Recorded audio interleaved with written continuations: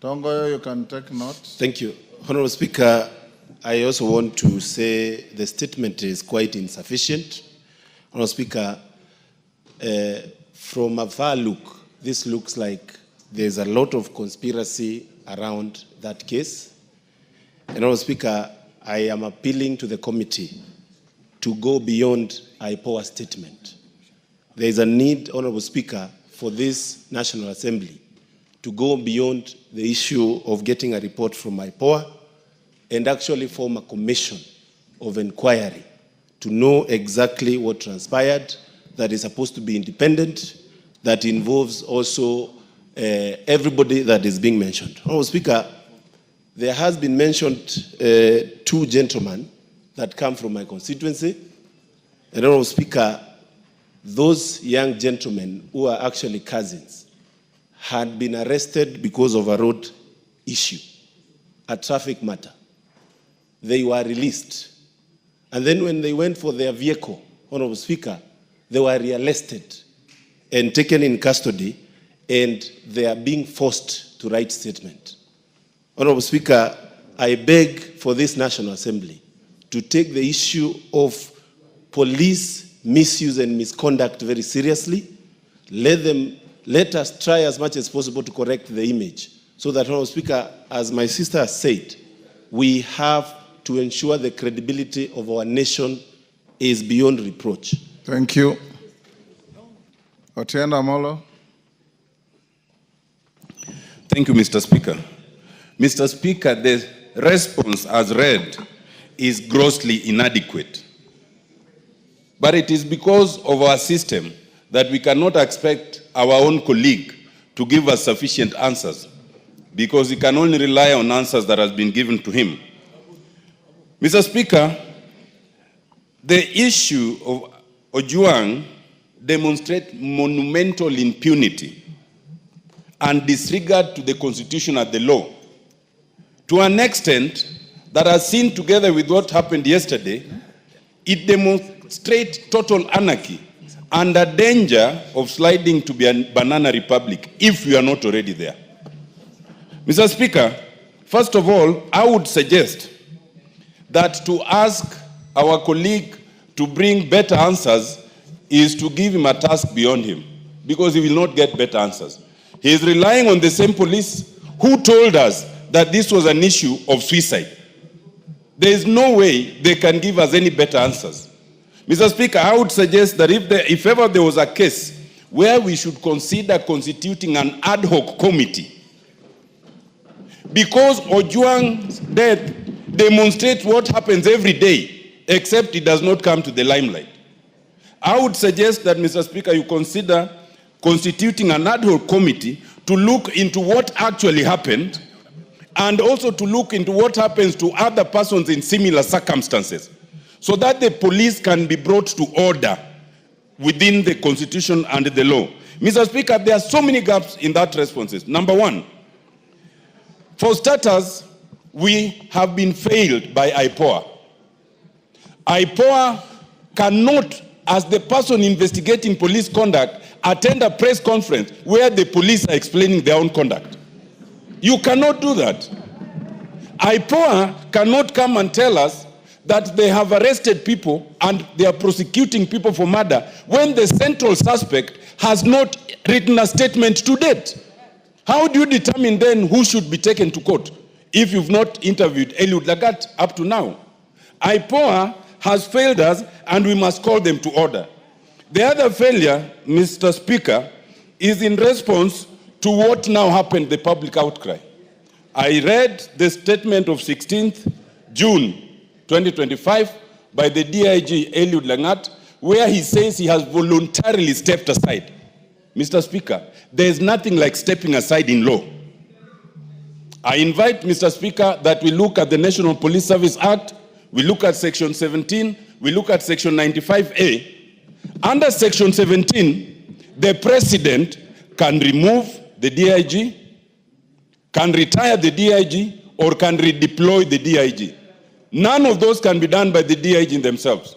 Under Section 95A, the disciplinary process can only be done by a disciplinary committee of the National Police Service Commission. You cannot discipline yourself by saying you've stepped aside. What does that mean in law? Mr. Speaker, I want to suggest that this whole issue is a charade. If you look back to the questions that were asked, before you are arrested, you are supposed to be told why you are being arrested under Article 49. This was not an arrest, this was an abduction. And to use the word arrest, as has been used by chairman, is wrong. And if it was an arrest, you are supposed to be taken to the nearest police station. Why would you be taken 600 kilometers? And when you are taken to the station, then the OB is not recorded. At what point then are you told of the reason for your arrest? And then you are put in situations where you are clearly have been set up to be killed. Mr. Speaker, I think we owe it to this country, given what happened to Ojwang, given what happened to those who are demonstrating at what happened to Ojwang, to the extent that the same police are now escorting goons, we are in danger of sliding to a total banana republic. And if the executive cannot bring us back on course, it behoves this House to do so. Mr. Speaker, I suggest we establish an ad hoc committee. Thank you, Mr. Speaker. Thank you, Tongoyo. Honorable members, from what I have heard and from what the chair of the committee read to us, first, Honorable Otieno Amollo, you can only set up a committee through a motion. There's no motion before me. But more importantly, I direct that the Minister for Internal Security appears before this House on Wednesday afternoon so that those with questions, and the questions so far raised by Ivo Bara, Otieno Amollo, and Mukunji be availed to him via Hansard so that he can be able to be interrogated by the House on matters touching on the death of Albert Ojwang, taking into account the ongoing court case and the sub judice rule, so that we can have this House lend its strong voice on matters that we disapprove of, on the conduct of officers who are supposed to protect wananchi. So, Majority Leader Owen Baya, Wednesday at 3:30, the Minister for Internal Security to appear before this House. Is so directed. Yes, Tongoyo?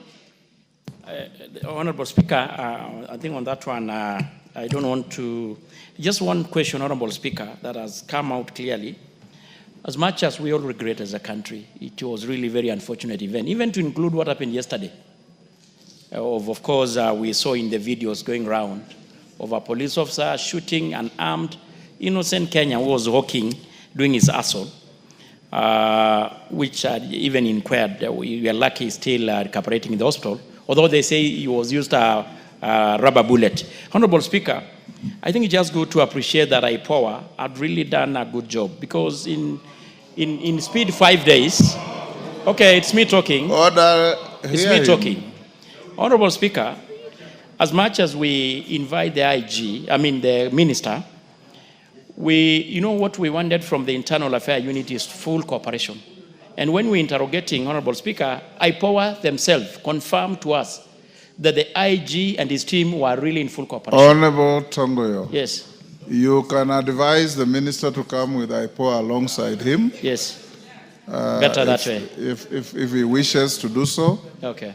Because under our structure of government, he gives policy direction to many of those institutions under him. So I would suggest then you recommend that IPOA also join the CS. It is up to him to decide who to come with. Okay. Yes. Well guided.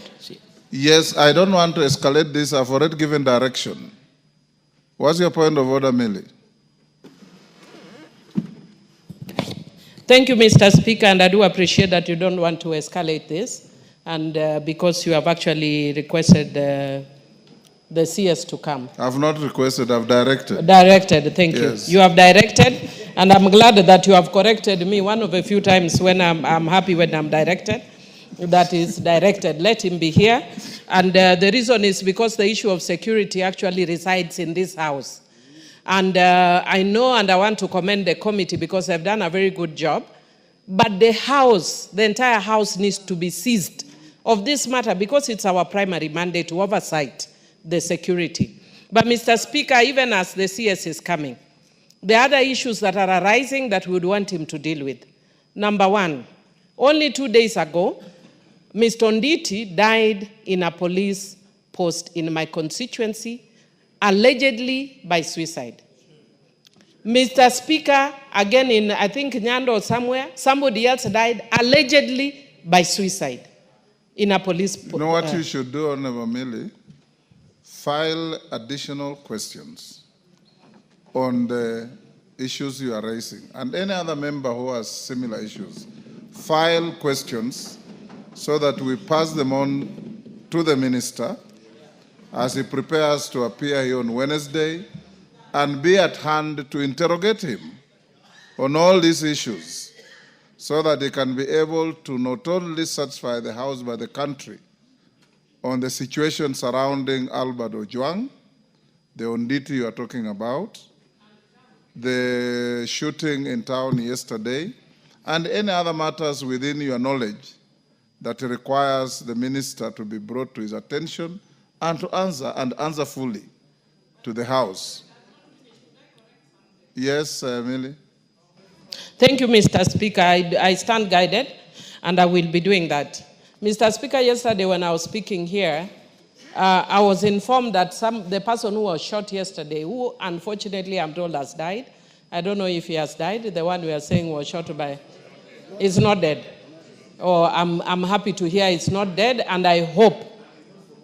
Yes, that's just what I wanted to say, even though I still am appalled and I'm not happy by the way the police operated. It doesn't matter where he came from. Of course, it hits me more if it comes from Suba, because I was told yesterday it's from Homa Bay and Suba in particular. But I wish to tell the Suba people that he was not from Suba. We are still not happy that he was shot, but it's not from Members Suba. of the National Assembly, you are members of the National Assembly of Kenya. It matters not where a Kenyan comes from.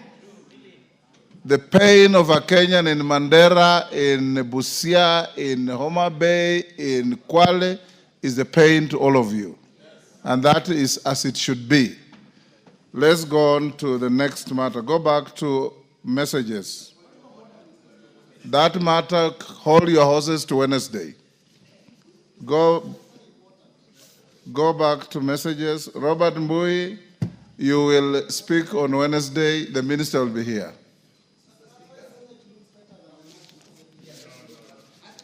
Order number 3. We are not in competition. You are a house, discharge your duties. Order number 3, messages.